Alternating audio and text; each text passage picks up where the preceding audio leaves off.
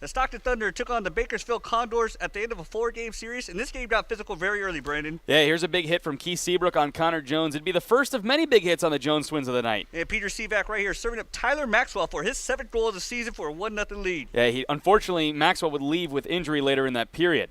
Here's Chase Shaber, though. He gave the Condors the lead on the power play, and the Thunder trying to come back in the third period. Roberts Lipsbergs gets his first pro goal, but unfortunately it just wasn't enough, Rich. That's right, Brandon. The Bakersfield Condors pulled out a 5-2 victory over the Stockton Thunder, and their 3-game winning streak is snapped. We knew they were going to be ready for that game, and I think we were ready as well. But the only thing we needed to do is to play like we did in the third period, and we didn't play like that a whole 60 minutes.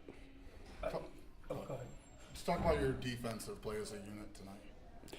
I mean, we could have moved the puck a little faster. We made some good plays.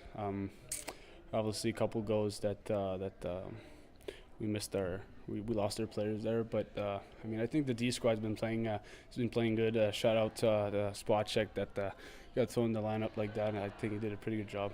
Yeah, I think that obviously the first period was pretty much of a chess match between both teams. There wasn't a lot of scoring opportunities either way. I thought their special teams ended up winning the game for them. They scored their power play goals, and our power play wasn't as effective as it needed to be. And that, at the end of the day, that's the outcome is determined by, I think, special teams tonight.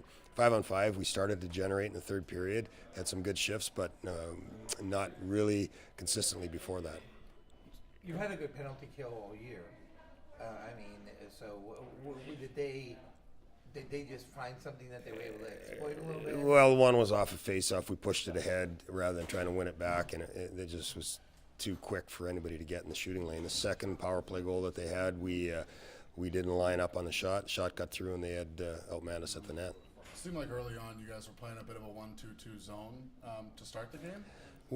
Was that just to kind of counteract their aggressiveness early on? No, that's how we always play it, depending on how the forecheck goes. If we're able to get in and be aggressive, we go into our aggressive 1-2-2. If we can't get them at the net, then we go into control, and that was kind of the way the game was going. Early on, we obviously want to pressure, but there's no use chasing the guy behind the net if you haven't got half a stick on him. It's kind of our rule of thumb. Shots on goal has been a thing that this year, you guys have dealt with a little bit. Is it being, like Rich was saying, are you being maybe a little picky, too much looking for the perfect shot? On the offensive side of it, Yeah. I think so at times. I think there's times where we could just shoot the puck and go to the net and find some rebound opportunities. I think a lot of goals are scored off those secondary chances. You saw it in their power play goal tonight, and it's something we have to be a little more determined at getting our shots off when we have opportunities. How's Maxwell? Do you have any? I think he's going to be okay. I haven't really had a chance to talk to our trainers. Upper, I think it's lower body.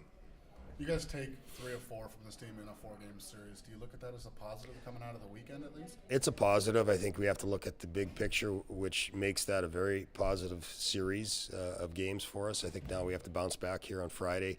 We have another series coming up next week against Alaska that's going to be very important for us.